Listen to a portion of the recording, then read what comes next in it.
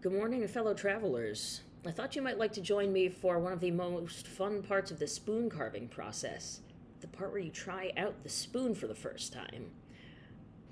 This is one that I have just finished. I am particularly pleased with the handle that includes the bark and cambium of the white birch. This spoon came out of a log like this. You can see that distinctive birch bark texture that I couldn't bring myself to remove from the handle if I could possibly preserve it. A concern I have about this spoon is that it doesn't have very much of what carvers call crank, which is a incline between the lowest part of the bowl and the uppermost part of the handle. That's particularly important in something like a soup spoon, where the contents of the spoon are going to require some gravity to run to the pit of the spoon and stay there. It might be okay, however, for something like oatmeal, so let's find out. Okay, little clumsy on the scoop. See, falls off.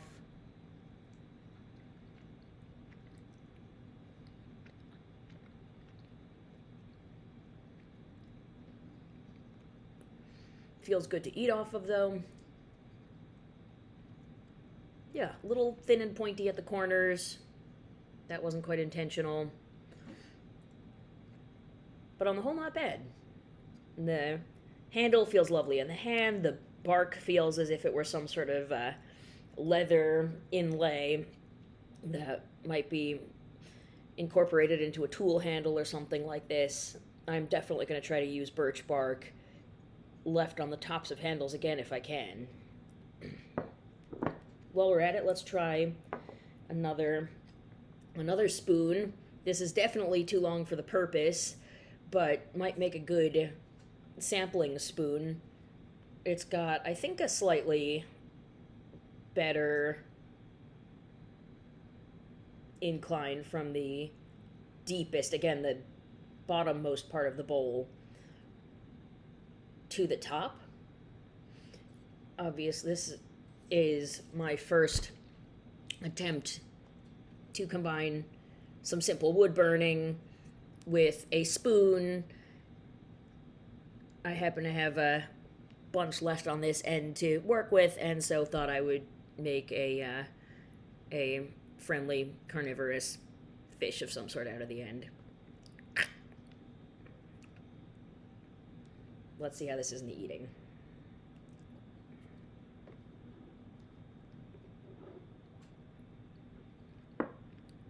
Good. That's good. The scooping is much better, much easier. Feels good in the mouth.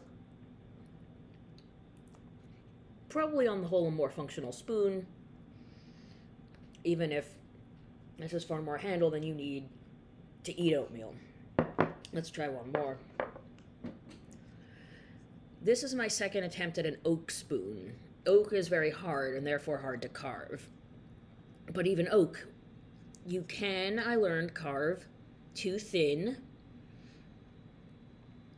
but also good strong fibers, like those of this red oak, bear up well with a little glue job. That is just some glue and some sawdust, and it's all sanded and polished to texturally blend in with the rest of the spoon. And it seems to have offered more or less the structural support that a spoon needs in order to be a spoon. There's a little give there, but I think it's going to be okay. Well, let's see how this is as an eating tool.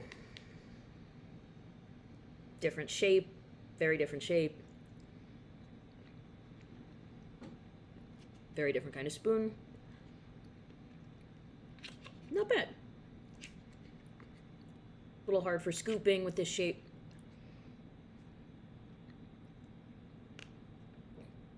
But pleasant to eat with, feels nice.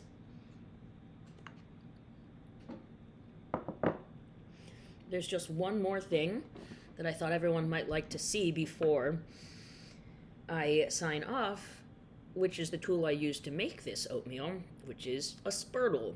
A spurtle is an ancient cooking implement that is a stick that was used for stirring stews and porridges.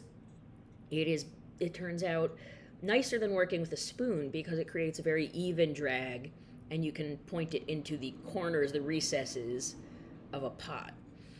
So this spurtle, this cedar spurtle, worked quite well. This knob on the end worked great for mushing lumps and, again, for getting into the corners.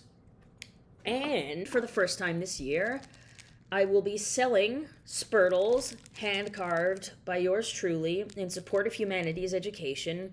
I will be selling them in gift bags along with a scroll containing the recipe that I use to make my favorite kind of porridge, and a little baggie of cedar shavings from the carving process that smell so nice and that moths hate so much, so you can put them in your closet.